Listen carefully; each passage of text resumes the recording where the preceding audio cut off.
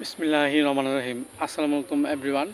জুয়েল হোমি হলের পক্ষ থেকে আপনাদেরকে আবারও অভিনন্দন ও শুভেচ্ছা। আজ একটি নতুন ভিডিও নিয়ে আলোচনা করব। ভিডিওটি হলো চুলকানি থেকে স্বস্তি পেতে হোমিও চিকিৎসা। দেখেন এভরিওয়ান, চুলকানি রোগটি একটি ইম্পর্ট্যান্ট একটি রোগ।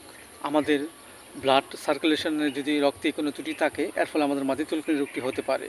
আবার দেখা যাচ্ছে যে আমাদের মানবদেহে যদি পরিবাকতন্ত্রে যদি কোনো ত্রুটি থাকে, এর ফলে আমাদের মাঝে চুলকানি রোগটি হতে পারে। সো এভরিওয়ান, এই রোগটি আমাদের মাঝে হলে যে লক্ষণগুলো থাকে, তাহলে দেখা যাচ্ছে যে হঠাৎ যদি আমাদের মাঝে চুলকানি হয় এবং প্রচুর ব্যথা করে, জলে ব্যথা করে এবং চুলকানিটি অনেক সময় দেখতে দানা দানা প্রকৃতির হয় এবং খুব জলে ব্যথা করে, এক্ষেত্রে আমরা যে ওষুধটি খেতে পারি সেটা হলো অ্যাপেসমেল 30। আমরা 2 ফোঁটা করে সকাল বিকাল 2 বার সেবন করতে পারি।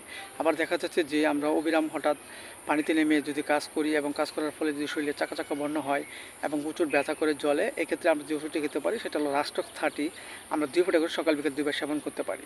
আবার দেখা যাচ্ছে যে প্রচুর গরমের তাপে যদি আমাদের শরীর উত্তাপের ফলে যদি আমাদের শরীরে দানা দানা প্রকৃতির ঘামাচির মতো নেই কিছু উদ্ভিদ জন্মায় এবং প্রচুর চুলকায় ব্যথা করে, এক্ষেত্রে আমরা যে ওষুধটি খেতে পারি সেটা হলো হাইগোফেলা 30। আমরা 2 ফোঁটা করে সকাল বিকাল 2 বার সেবন করতে পারি।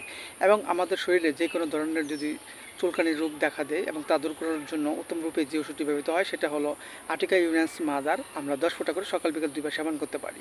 পাশাপাশি আমাদের হোমিওপ্যাথিক যে বায়োকেমিক বড়ি ফেরাম্পস 6 এর 4টিকে উপরে চিবিয়ে আমরা হালকা গরম কুসুম পানি সহ সকাল বিকাল 2 বার সেবন করতে পারি।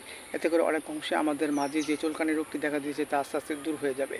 এবং আমরা কিছু পরামর্শ মেনে চলবো। যেমন দেখা যাচ্ছে যে যেগুলো খাবার খেলে আমাদের চুলকানি হয়, যেমন দেখা যাচ্ছে যে গরুর গোস্ত, চিংড়ি, পুঁটি মাছ এবং পুঁই শাক ইত্যাদি খাবার আমরা পরিহার করব। এতে করে আমাদের মাঝে চুলকানি রোগটি আস্তে আস্তে দূর হয়ে যাবে এবং সুস্থ বোধতা ফিরে আসবে। সো এভরিওয়ান, ভিডিওটি ভালো লাগলে অবশ্যই আপনারা সাবস্ক্রাইব করবেন, পাশে থাকেন। Thank you so much.